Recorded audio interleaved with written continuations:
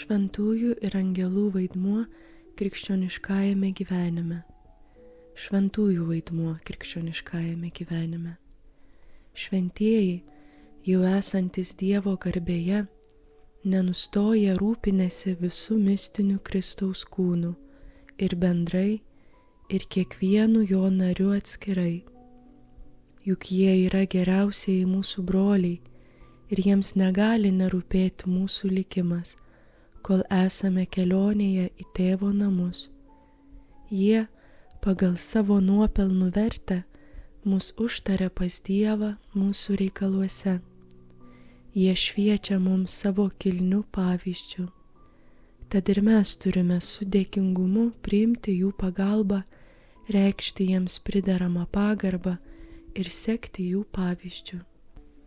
Turime juos gerbti, nes juos gerbdami gerbėme paties Dievo bei Viešpaties Jėzaus darbus juose. Juk, kas juose yra gera, yra Dievo darbas, Viešpaties Jėzaus darbas. Jų prigimtinėje būtyje atsispindi Dievo kaip kūrėjo tobulumai. Jų antgamtinės dorybės tai Viešpaties Jėzaus pelnytos dieviškos malonės kūrinys. Jų nuopelnai Dievo malonės dėka yra jų dorybių aktų vaisius. Taigi, galiausiai ir jie patys yra Dievo kūrinys. Dėl to sakoma, Dievas, vainikuodamas mūsų nuopelnus, vainikuoja ir savo dovanas mums. Todėl gerbėme šventuosius.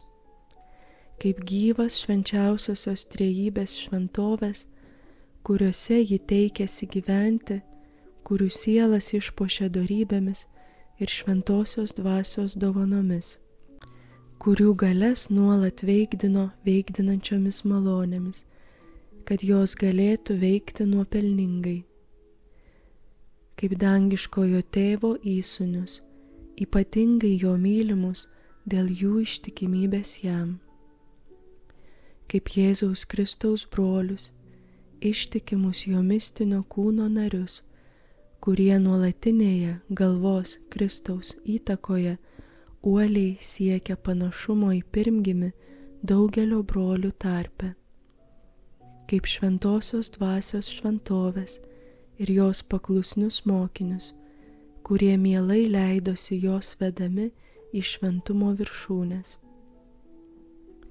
Turime šauktis šventųjų užtarimo, kad jiems užtariant lengviau išprašytume reikalingų malonių. Tiesa, būtinai esame reikalingi tik Kristaus tarpininkavimo ir šio tarpininkavimo visiškai pakanka mums gauti iš Dievo tai, ko esame reikalingi būti šventais. Bet, kadangi šventieji yra prisikėlusiojo Kristaus mistinio kūno nariai, tai jie savo maldas už mus įjungia į Viešpaties Jėzaus maldavimus už mus. Ir taip visas Kristaus mistinis kūnas iš Dievo maldauja esantiems kelionėje palaimos. Taigi, melstis su šventaisiais, tai sujungti savo maldas su viso Kristaus mistinio kūno maldomis ir taip užtikrinti jų sėkmingumą. Be to, šventieji su džiaugsmu užtaria mus. Jie myli mus kaip to paties Tėvo vaikus ir savo brolius. Jie užjaučia mus kelionės varguose, kuriuose patys yra išvargę. Jų maldų galia ir gerumas įkvepia mus pasitikėti jais ir šauktis jų užtarimo. Privalome sekti šventųjų pavyzdžių, ypač jų dorybėmis.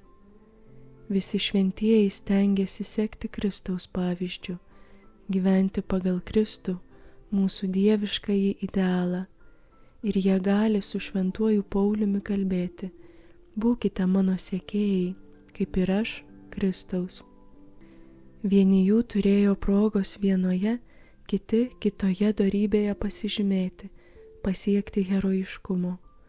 Tų dorybių atžvilgių jie ir yra mums ypač sektini pavyzdžiai ir galingi užtarėjai pastangose dėl tos dorybės.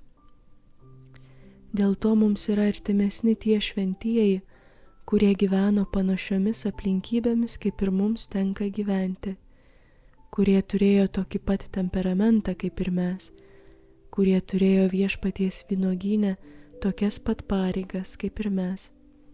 Todėl šventieji yra ne tik mums artimi pavyzdžiai, bet ir galingi mūsų globėjai bei užtarėjai pas Dievą.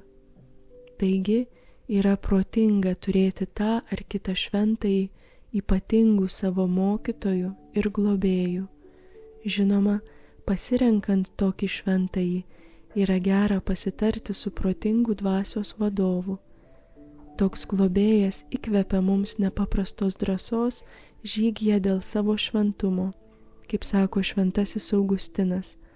Argi tu negali to, ką galėjo tie ir tos?